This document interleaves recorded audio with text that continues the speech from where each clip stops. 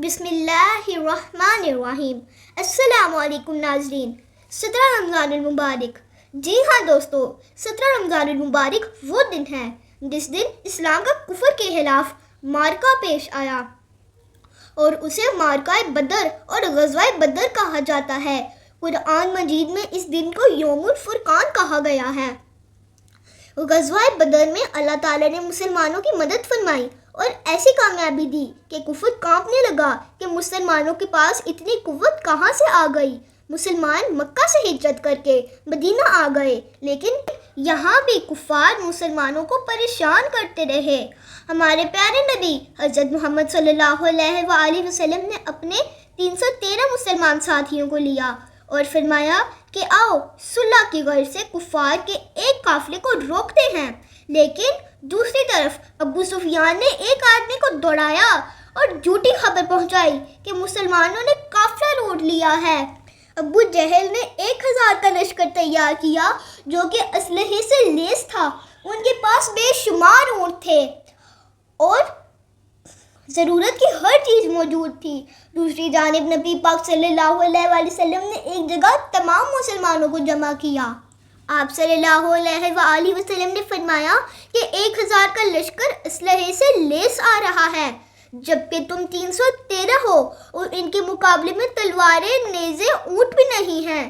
ہمارے پاس 6 زرہیں، 8 تلواریں اور چند گھوڑے ہیں اور کھانے کو بھی کچھ نہیں۔ اب آپ سب بتاؤ کہ کیا کرنا ہے؟ 313 ساتھیوں نے خوشی سے جواب دیا، نہتے 313 بشر شوق شہادت میں، نہتے 313 بشر شوق شہادت میں، نکل آئے تھے میدان میں محمد کی قیادت میں۔ نہ تیغ و تیر پہ تکیہ، نہ خنجر پر، نہ بھالے پر، بھروسہ ہے تو ایک سادی سی کالی کملی والے پر، بھروسہ ہے تو ایک سادی سی کالی کملی والے پر۔ کفار نے جنگ سے پہلے ہی جشن کا اعلان کر دیا اور ادھر نبی پاک صلی اللہ علیہ وآلہ وسلم نے فرمایا رات کو سجدے کریں گے اور دن کو اللہ اکبر کے صدائیں بلند کریں گے۔ نبی کریم صلی اللہ علیہ وآلہ وسلم کے پہنچنے سے پہلے ہی کفار نے میدان میں قبضہ کر لیا، جہاں کنویں تھے وہاں قبضہ کر لیا اور جہاں ریت تھی وہ چھوڑ دی۔ نبی کریم صلی اللہ علیہ وآلہ وسلم جب وہاں پہنچے تو تپتی ہوئی ریتلی زمین، 17 رمضان المبارک کا دن اور صحابہ نے روزے رکھے ہوئے ہیں۔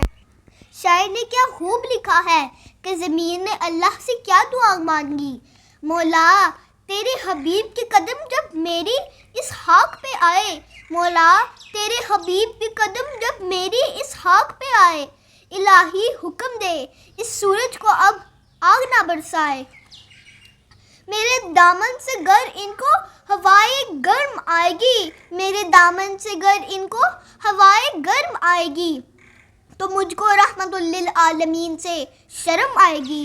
اللہ نے بارش عطا کر دی جس سے ریت بھی ٹھنڈی ہو گئی اور صحابہ نے پانی کے چھوٹے چھوٹے حوض بنا لیے، جبکہ کفار کی زمین پر کیچڑ ہر طرف پھیل گیا۔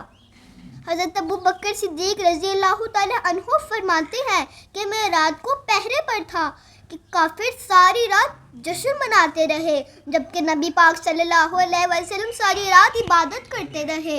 رات روک کر گزاری، کہا اے اللہ میرے پاس یہ 313 کل تھے جو میں لے کے آ گیا ہوں، اگر آج یہ ختم ہو گئے تو قیامت تک تیرا نام لینے والا کوئی بھی نہیں ہوگا، اے اللہ مدد فرما۔ اللہ نے فرمایا کہ 1000 فرشتے مدد کو آئیں گے، پھر فرمایا 3000، پھر فرمایا 5000۔ نبی پاک صلی اللہ علیہ وآلہ وسلم نے فرمایا اے میرے مولا تیرا وعدہ تھا کہ تو بھی آئے گا۔ قرآن میں حکم ہوا محبوب میں بھی تمہارے ساتھ ہوں۔ ابو بکر صدیق رضی اللہ تعالی عنہ فرماتے ہیں پہلے 1000، پھر 3000، پھر 5000 فرشتے جوک در جوک آئے۔ سب سے پہلے نبی پاک صلی اللہ علیہ وسلم نے حضرت امیر حمزہ، حضرت علی اور حضرت ابو عبادہ کو میدان میں جانے کا حکم دیا۔ تینوں نے دشمن کو کاٹ کے رکھ دیا۔ اس طرح حضرت بلال نے بھی اور دوسرے صحابہ نے بھی سینکڑوں دشمنوں کو واصل جہنم کیا۔ 2 چھوٹے بچے ماؤس اور اور معاذ نے اچھل اچھل کر ابو جہل پر تلواروں کے وار کیے۔ ابو جہل نے پلٹ کر وار کیا تو ایک بھائی کا ایک بازو کٹ گیا، پھر بھی دونوں بھائیوں نے ابو جہل کو کاٹ کر رکھ دیا۔ فتح مسلمانوں کا مقدر بنی۔ نبی پاک صلی اللہ علیہ وآلہ وسلم فرمانے لگے کہ دشمنوں، تم نے دیکھا کہ میرے رب کے وعدے کتنے سچے ہیں۔ میرے نبی پاک صلی اللہ علیہ وآلہ وسلم نے جنگ کے قیدیوں کو بھی آزاد کر دیا۔ اللہ سے دعا ہے کہ اللہ پاک کشمیر اور فلسطین کے مسلمانوں کی غیبی مدد فرما۔ آمین ثم آمین۔ ویڈیو اچھی لگی ہو تو لائک کریں، شیئر کریں اور ایمن شو کو سبسکرائب کر دیں۔ Thanks for watching. اللہ حافظ اینڈ السلام علیکم۔